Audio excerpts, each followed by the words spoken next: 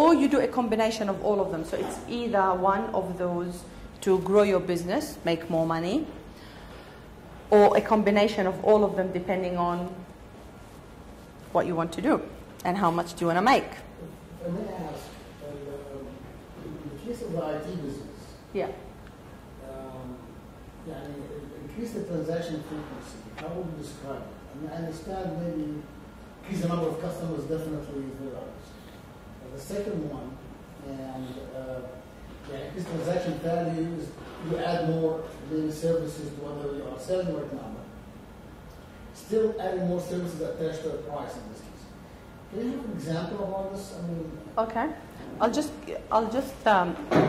give you an example of an MYOB, which is an accounting software in Australia. When they first started, they started their business a long time ago, but it was a private company, and then by year 2000, when the GST or the VAT system came, they've expanded their business to accounting firms, so the accounting firms sell their software to the end user, which is SMEs.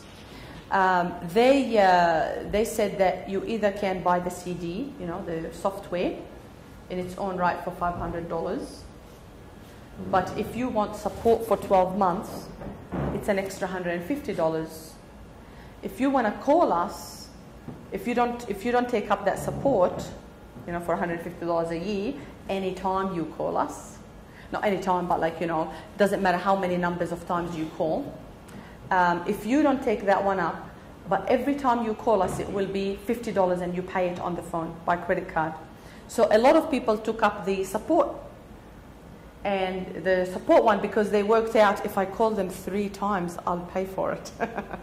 Yeah, makes sense? Especially that you're a first-time user, you would need that more support. So they solved it by saying, more support, we give you more support. Anytime you call us, $150 extra on top. So that's like kind of one thing that, Well, I understand. This is the model right now over here. This is what they do. Yeah. But they want to expand it and increase the transaction frequency or value. Yeah. It depends. It's not all for every business. It's just taking what was appropriate for that business and changing it. But with the transaction frequency, just to give you an idea, with one restaurant that we helped a client, it was basically working out, giving people a voucher when we know what their date of birth is, what's your birthday. And they send them if you come to our restaurant for a meal with your friends, your meal, because it's your birthday, is on us. And that's what, some of the strategies that we've worked on, how can we increase people coming in the door, So we look at different businesses, and every business could be different, depending on their circumstances and how we can, it could be, the effectiveness of the sale. We're spending too much time on selling one product.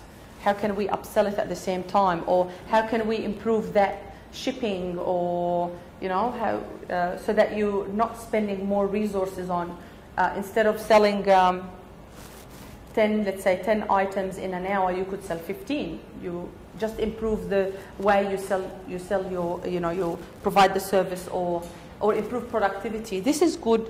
The effectiveness of each sale is more, works more with service companies. So you might have an employee in a legal firm, architecture, accounting firm, design firm, where they, 50% productive. Why? Why can't we make them 70% productive? What are they doing half the time? So, if you're not managing and you're not looking and measuring what's going on in your business, you wouldn't know. We know we've got 5 employees, each is kind of selling about $50,000 a year, but is that $50,000 a year that they're billing for? Is that 100% of their time or 50% of their time? What can we do to improve? So I do the effectiveness of each sale for lots of small service companies, especially like design, architecture, where they're creative. They spend a lot of time thinking, not making money. So you've got to move your employees to start thinking from more economical point of view, because they're creative on the right brain.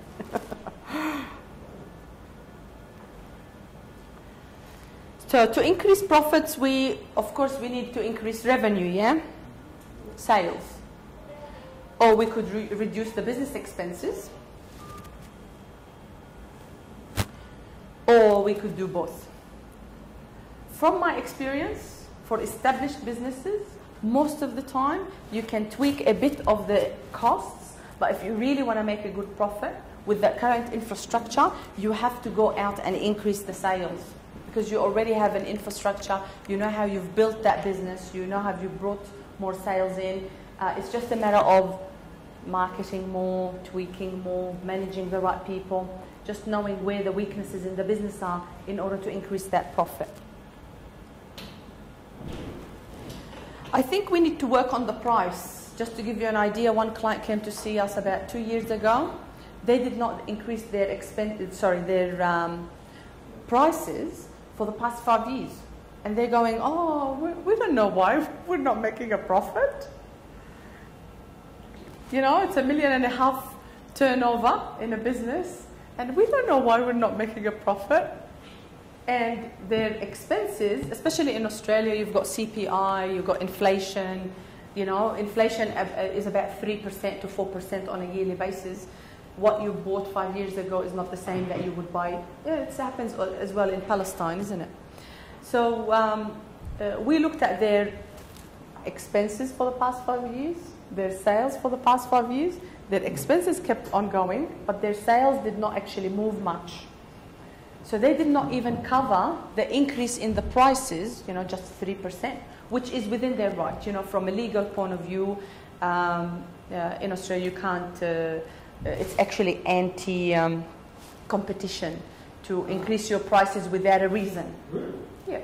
So they cannot charge whatever they want? No, because you can't rip people off. There's a lot of, the ACCC, which is like a consumer association that, yeah, you can't just, well, some companies do it, but, you know, there's a lot of competition. So, you know, if people feel like, you know, the price in this company is going up, they can look elsewhere. So there's lots of small businesses competing for services and products. So, is it like a law or just sorry? norm? Is it like a law or a norm? It actually became a law back in 2000 because of the GST, 10% GST, which is like the VAT.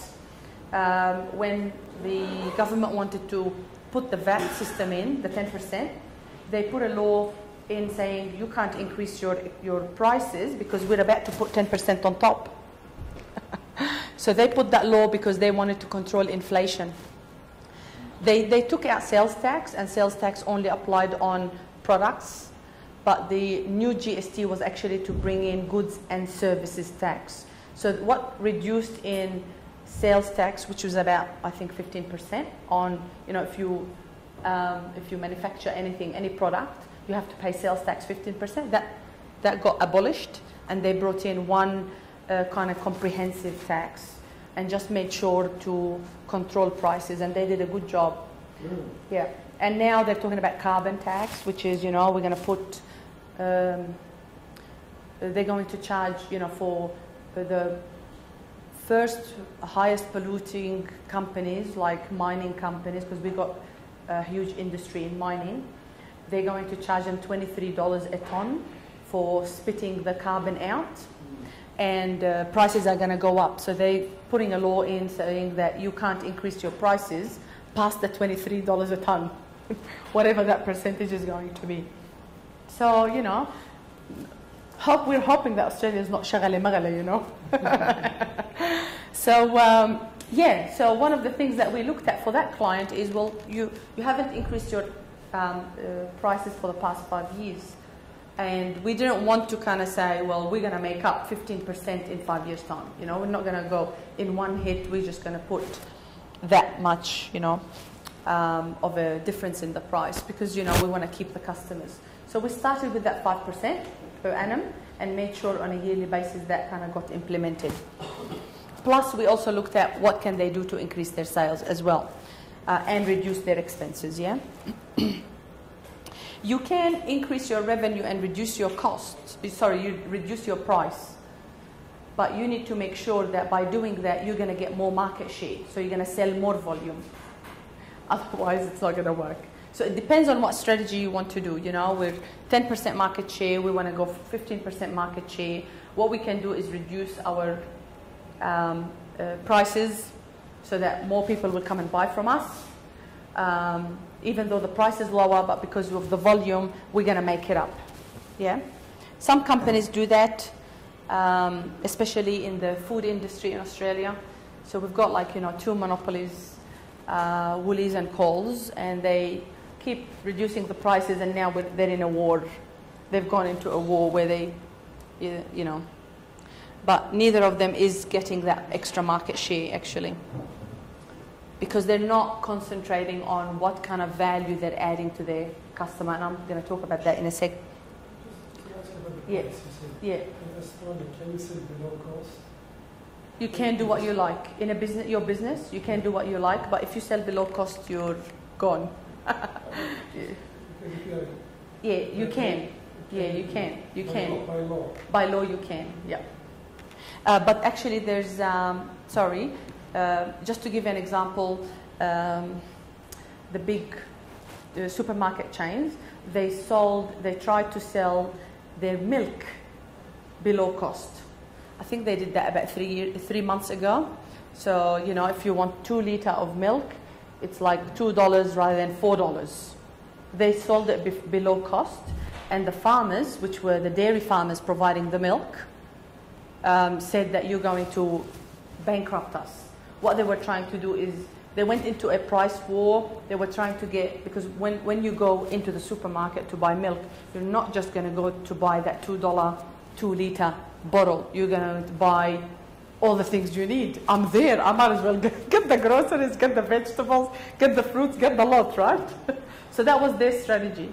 And it backfired because the farmers went up in arms. They said, we're losing money. You're squeezing our profit margin. You want us to now sell you the milk even less. So the government interfered. You can't do that.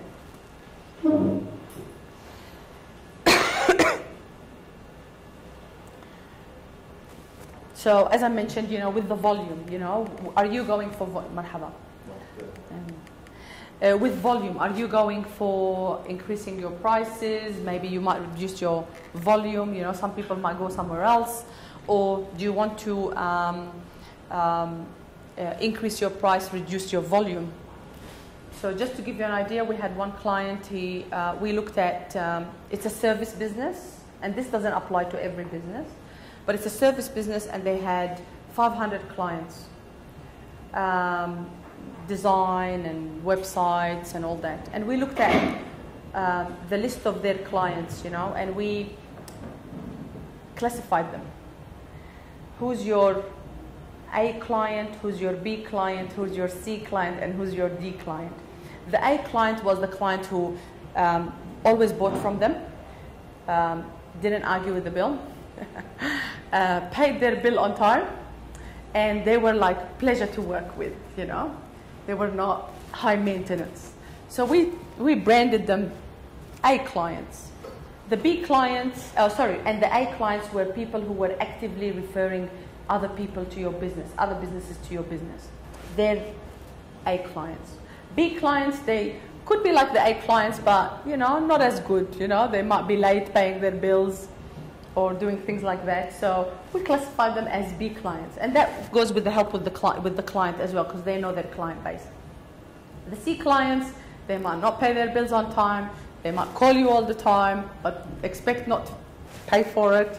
So we kind of classified them and looked at where they are. The D clients, well, forget it. They would call you even though the bill is still outstanding.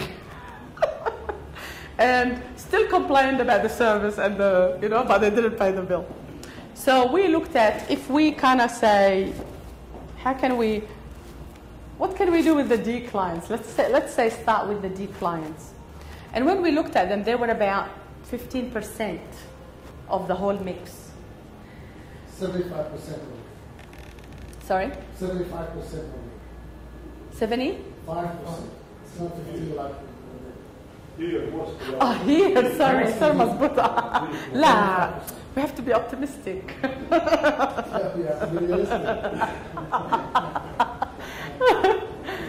So we looked at if we get rid of those clients, what resources would we have to reduce and how much money is it costing us? They were actually costing the client more money to service them.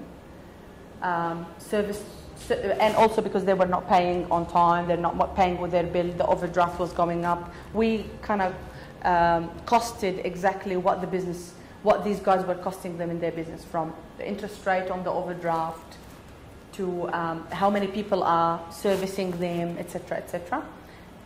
So we actually got rid of them and looked at, well, what's the next strategy? We want to create a package where we can bring more A clients. We can get our B clients to become A clients by referring other businesses to us, by giving them incentives. Look, if you refer me a business this year, your bill is going to be 5% less. Okay? So we built up their business from $500,000 to about $1 million, doing that within 2 years. Just by being smart in profiling the customer before they bring the customer in. And that's any customer is a good customer to come in the door is actually a myth. You need to get the right customer in the door. Okay, fixed expenses. Fixed expenses are like yes, rent. There could be certain employees in your business. You might need admin person. So whether they're answering the phones, doing all the other stuff. It could be your car expenses, the phones, the internet connection. All of these are fixed expenses that you need to know what they are. The expense you have to pay without manufacturing. Sorry? The expense you have to pay without manufacturing anything. Yes, correct, yes. Even if you don't open the door, there's no one coming in, you're still paying the rent and you're paying the internet, yeah? Yes, that's right. If what can you do to reduce your fixed costs? What would you do? Let's say there's not enough business coming in the door and it's hurting you. What would you do?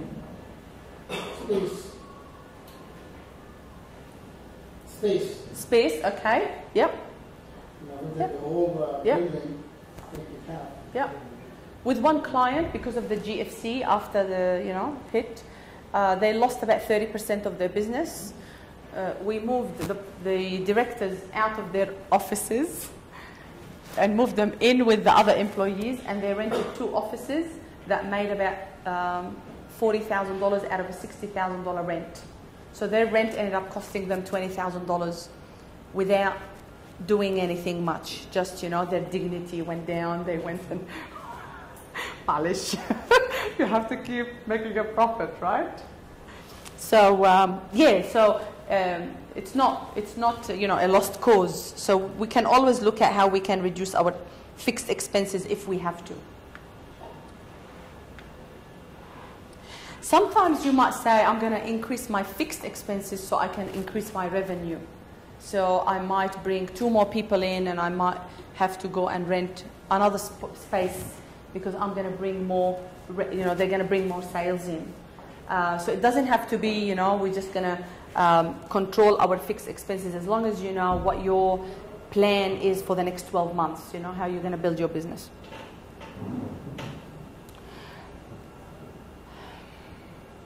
Okay, the components of your revenue.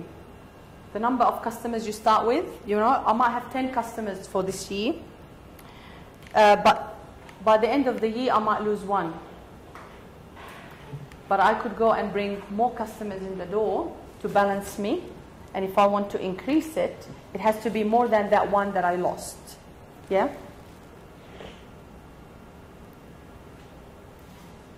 And your revenue is the number of your customers and the transaction values they buy from you times your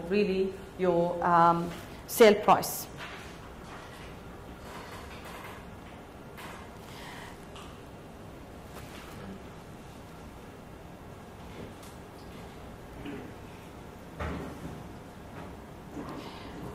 I think that's the main thing that, you know, PICT guys or Bidaya guys are really concerned about. How can I increase my revenue? What do I do, you know? We got to look at how we can get more customers and get them to come and stay, come back and stay. And every time they come, they got to spend more.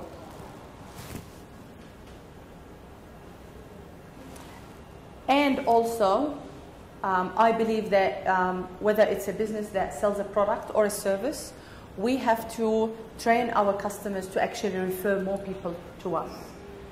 So just to give you an example, about 5% of our clients have been referring, you know, our, you know, friends and business associates that they bring in. And we looked at if we get another 5% to keep talking about us, that we could increase for the same amount of that 5% of customers that they brought in the business, we could increase the business about $200,000 without doing much. It's only by working on training our clients to refer people to us. So now we have gift vouchers. If you refer people to us, we give you a gift voucher. People go on massage, you know, they go for massages and pampering sessions. They go to hotels, they go to restaurants. We buy them tickets at, you know, at the opera. So every time a customer refers, we reward them. If you want to adapt this policy over here, how would you approach it? You're selling accounting system. Yes. How can you make your customer send referrals to you? Well, you could tell them, look, if you you refer as a customer, so you know you might have a code for referring. They could get their next purchase next year for 5% less. So if you can tailor a product, even with a product, depending on, you know, if it's mizwi'a or, you know, it's got to be mizwi'a, like the way you give, you provide that incentive, depending on what industry they're in and what service. But it's not, you have to customize that referral system. So every business is different. But with us, we like to do the opera tickets and the massages and all that, and it works. You know, people are, they can't believe that we sent them something. So it's the same people that keep referring. But it's something of value for them as customers. It is, but it's also saying thank you, and they know and appreciate. I think a lot of businesses might get referrals, but they don't reward their customers, and at some point the customers might feel like, well, I didn't even hear a thank you. And it actually happened to me. You know, I referred a client, a couple of other clients to do business with them, you know, do a website for them. He did not even call me, and he made $50,000 from them. And all I wanted to say is, oh, thank you. I didn't want the massage. I just want the thank you. So people remember. Now I don't refer to him. Yeah? So, so imagine if, let's say, he picked up the phone, said thank you, and all of a sudden he sent me something nice in the mail. Then you go, oh, if you have another conversation, somebody might want the same, you know, service. You might say, well, you've got to go to this guy. So I believe that what you give comes back. And there's a lot of businesses, even in Ramallah, can do with this stuff.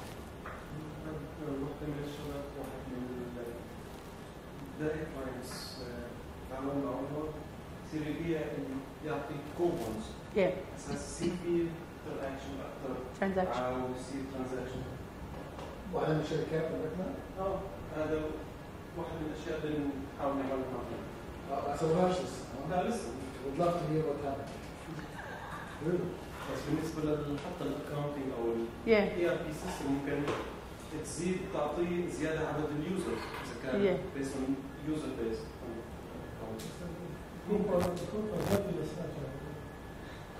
الكوبون ايش فيه؟ ما في مساجد. It has to be يعني زي ما قلت يعني مزوع. It has to be appropriate for the business and for the customer. You know, the girls like the massages. The guys like the opera tickets or the movie tickets. So you got to get the right, you know. But I never buy perfume or anything because, you know, you got to make sure that it's what people love to get. But the restaurants work all the time. If it's a good restaurant, 2 tickets, people love it. What some people do is they do strategic alliances. So they go to the restaurant and say, look, I'm gonna buy a few tickets from you. I'm gonna bring more customers in. One, can you give it to me for, you know, less, so that people get the voucher with, you know, with this voucher you will get a 3-course meal plus a glass of wine. So you can actually tailor that product, and they could start helping you by referring you business to you. So depending on what kind of business you do, strategic alliances work very well. And I think that's one of the things that we need to do with Bidaya is, let's say, Jafra English Pal. How can we help them to have that strategic alliance? We have to help each other because no one's helping us. Cost behavior.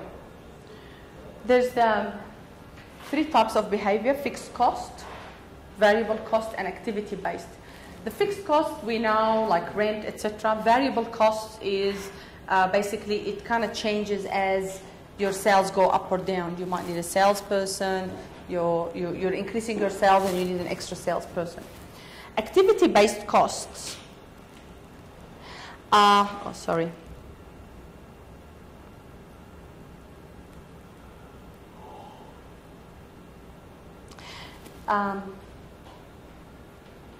just to give you an example, you know, I'm going to, let's say, salespeople. They might have they have to do more things, you know, more. They're gonna travel more. You need to spend more money on travel costs. These are kind of related to the more activities they do, or on the phone, you know, extra internet, extra telephone calls, and these are the ones that you would need to take into account when looking at what resources I need and how much they're going to cost me, because sometimes that's where it comes and bites you. We've worked on the variable costs.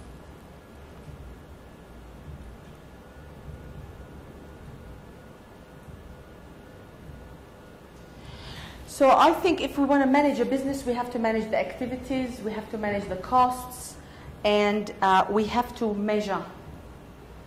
So just to give you an example, every business that we work with, we do monthly reporting and monthly what they call KPIs, which is key performance indicators. You know, we know where do we need to reduce our costs.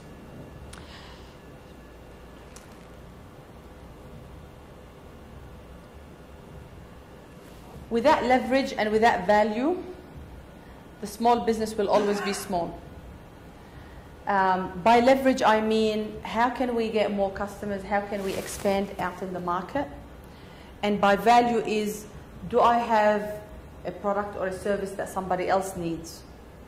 Like MedBed, there's value there. There's a real need. You know, it makes sense.